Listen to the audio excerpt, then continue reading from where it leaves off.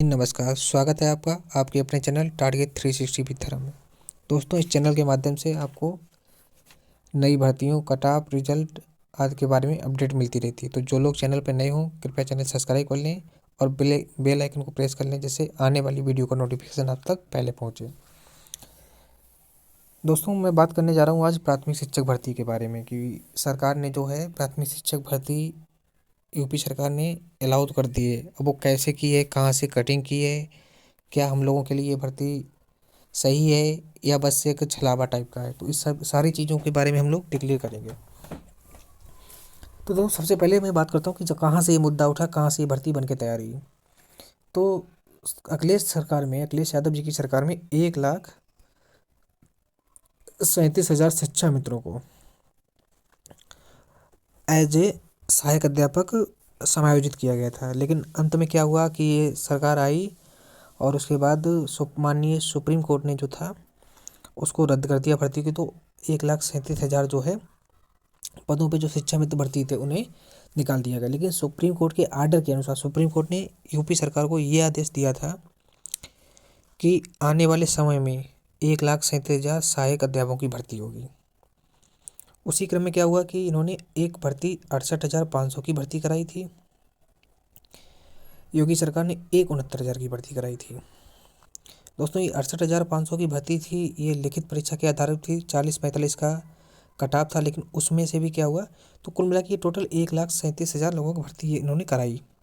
जो माननीय supreme court का आर्डर था, ये बिल्कुल जो स्टेटमेंट है, ये शिक्षा मंत्री सतीश द्विवेदी जी का है। आप लोग बिल्कुल क्लियर समझ पा रहे हैं। तो इन्होंने 68,500 और 69,000 ये भर्ती 1,37,500 भर्ती कराई।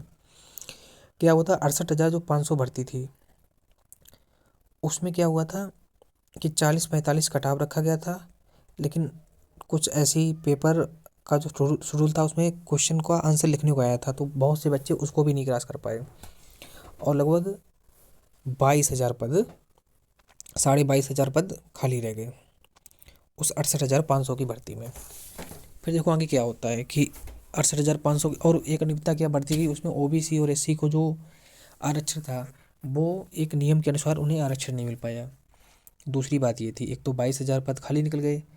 तो क्या हुआ कि पिछले 5-6 महीनों से लगातार लखनऊ में बच्चे इसी चीज़ को धरना दे रहे हैं कि जो आरक्षण में विसंगति आई है और जो 22,000 पद खाली रहेगा उस पर भर्ती करो। तो चुनाव का पीरियड है, सरकार ने बच्चों की बात सुनी और क्या किया कि जो आरक्षण के हिसाब से 6,000 पदों में जो विसंगति हुई थी, सरकार ने अपनी गलती मानी। देखो सीधी बात है कि अगर सरकार किसी बात को पलट रही है, उसको दोबारा सुधार कर रही है, तो सुधार वहीं होता है जहाँ गलती होती है। तो सरकार ने अपनी गलती मानी और 6,000 पदों को जल्दी ही भर्ती करने का आदेश दे दिया कि जो आरक्षण है उसी हिसाब से इन पदों को बांटा जाए और 6 जनवरी तक इनको नियुक्ति पत्र मिल जाएगा। 6,000 पदों पे तो उन्होंने समायोजन कर दिया है। लेकिन अब बचे कितने, 17,000 पद बचे और उसी 17,000 पदों की जो भर्ती है उसका उन्होंने ऐलान नई शिक्षक भर्ती के रूप में कर दिया। अभी तक क्या थे कि हम लोग सपना देख रहे थे कि 97,000 जो पद खाली हैं उन पर भर्ती आने वाली, लेकिन अब 97,000 की जगह सिर्फ उन्होंने 17,000 पदों की भर्ती दी है। तो अब आप समझ सकते हो कि यूपी में कितना ज़्यादा कंपटीशन है 17,000 भर्ती में क्या होने वाला है।